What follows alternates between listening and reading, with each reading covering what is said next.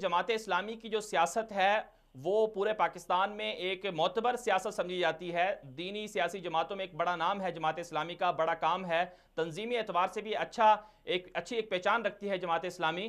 لیکن 2018 میں جو فیصلہ ہوا کہ متحدہ مجلس عمل میں شمولیت اختیار کر لی جائے, اور پھر اس کے بعد ابھی 4 ماہ ہی گزرے ہیں, 4 ماہ کہ ابھی علیحدگی بھی ہو گئی ہے, یہ معاملات ہے کیا ہیں اور اصل جو حقائق ہیں وہ کیا ہیں؟ بسم اللہ الرحمن الرحیم. جماعت اسلامی کا ہمیشہ سے یہ کوشش ہے کہ دینی جماعتوں کے درمیان, مذہبی جماعتوں کے درمیان اچھے روابط ہو, فاصلے نہ ہو, اچھے تعلقات ہو. اور یہی وجہ ہے کہ آج سے نہیں, شروع دن سے ہی ہم نے کبھی بھی کسی دینی جماعت کے, کسی قائد رہبر کے سخت جواب بھی نہیں دیا. اور ہمیشہ یہی خواہش ہے کہ ایک دوسرے کے ہاں آنا جانا ہو, اچھے تعلقات ہو. جی. جہاں تک متحدہ مجلس عمل کی بات ہے تو جماعت اسلامی نے متحدہ مجلس عمل میں اس لیے شمولیت اختیار کی کہ الیکشن کا ایک مرحلہ تھا اور ہم چاہتے تھے کہ تمام دینی جماعتوں کا ووٹ ایک باکس میں جمع ہو. جی. لیکن ظاہر ہے جس طرح نتیجہ نکلا, اس بار متحدہ مجلس عمل بند تو گئی, جی. لیکن جو جماعت اس میں شامل ہو گئی ان کے مختلف دھڑے تھے اور وہ دھڑے ایک نہیں ہو سکے. مثلا JUP بھی جی. مختلف گروپوں میں تقسیم تھی, اس طرح جمعیت اہل حدیث بھی مختلف گروپوں میں تقسیم تھی, اور خود مولانا سمیع الحق صاحب بھی جو دیوبندی مکتب فکر سے تعلق رکھتے ہیں وہ بھی متحدہ مجلس عمل کا حصہ نہیں بن سکے. جی. اور الیکشن ہوا لیکن اس کے جس طرح رزلٹ آئے وہ ہمارے توقعات کے مطابق نہیں آئے.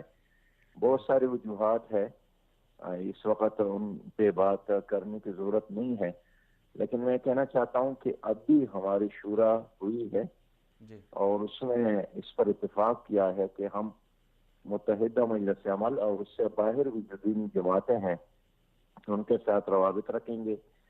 دینی ایشوز, بدریاتی ایشوز جو اس وقت درپیش ہے جی. اس پر ہم ہمیشہ انشاءاللہ ایک وقت کے ساتھ رہیں گے.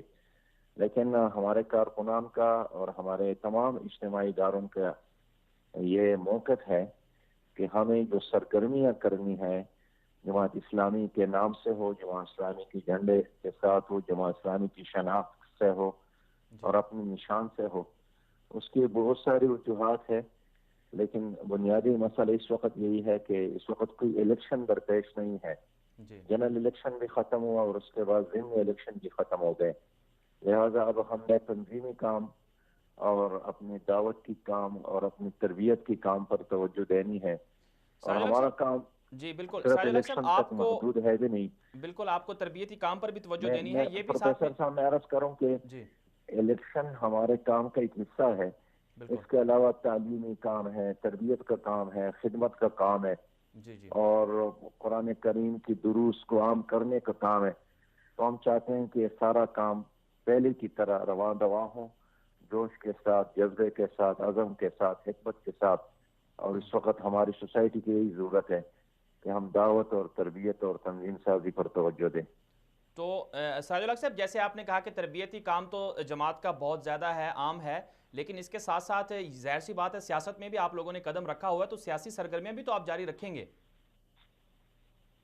سیاسی سرگرمیاں بھی جاری رکھیں گے جماعت اسلامی کے نام سے. جس طرح ابھی یہ جو 5 فروری کشمیر ڈے ہے جی. یہ انشاءاللہ تعالی آ رہا ہے, تو پوری طرح ہم نے اس کے لیے تیاریاں کی ہے. جی. تو جو بھی قومی ایشوز ہو, ملی ایشوز ہو یا امت کے مسائل ہو, اس پر ہم بات کریں گے, لیکن جماعت اسلامی کے جی. نام سے اور جھنڈے کے ساتھ کریں گے. ہمارے اچھا, کارکنوں کی یہ یہ خواہش بھی ہے. فرمائیے گا کہ باقی مولانا فضل متحدہ الرحمان کی مجلس عمل جماعت کی کے طرف علاوہ سے بھی آپ سے کچھ رابطے کی کوشش کی گئی ہے آپ کو منانے کی کہ آپ واپس آ جائیں متحدہ مجلس عمل میں؟ نہیں, یہ پریشان منانا تو وہاں ہوتا ہے جہاں آدمی پریشان ہو جائے. ہم پریشان اچھا. نہیں ہیں. مولانا فضل الرحمان صاحب کے ساتھ بھی ہمارے رابطے ہیں, اور اس فیصلے کے بعد بھی ہمارا آپس میں رابطہ ہوا ہے. اس کے علاوہ ملی یکجہتی کونسل میں بھی MMA کے علاوہ بہت ساری جماعتیں شامل ہیں, اس میں مختلف مسلکوں کے لوگ شامل ہیں. ان سب کے ساتھ ہمارا رابطہ ہے. بلکہ جماعت اسلامی کا سیکرٹری جنرل لیاقت بلوچ صاحب یہ ملی یکجہتی کونسل کا سیکرٹری جنرل بھی ہے. اس طرح ایک اور اتحاد ہے دفاعی پاکستان کونسل جو مولانا سمد حق صاحب لیڈ کرتے تھے, ان کے ساتھ بھی ہمارے اچھے روابط ہیں, بلکہ جناب لیاقت صاحب ان کے سیکرٹری جنرل تھے اس اتحاد کا بھی. اس کا مطلب یہ ہوا کہ تمام دینی جماعتوں کے ساتھ, مذہبی جماعتوں کے ساتھ اور دینی شخصیات کے ساتھ ہمارے اچھے روابط ہیں. یعنی اس شورا کے بعد بھی میری ملاقات ہوئی جناب طارق جمیل, مولانا طارق جمیل صاحب سے. ہمارے منصورہ میں تشریف لائے جامعۃ الرشید کے محترم مولانا عبدالرحیم صاحب سے, اور مسلسل ہم آپس میں رابطے ہیں.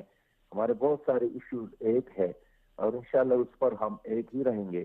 لیکن جہاں تک ہماری دعوت کا, خدمت کا, تعلیم کا اور اس کے علاوہ قومی اور ملی ایشوز پر پروگرامات ہیں تو وہ اب ہم جماعت اسلامی کے تحت کریں گے.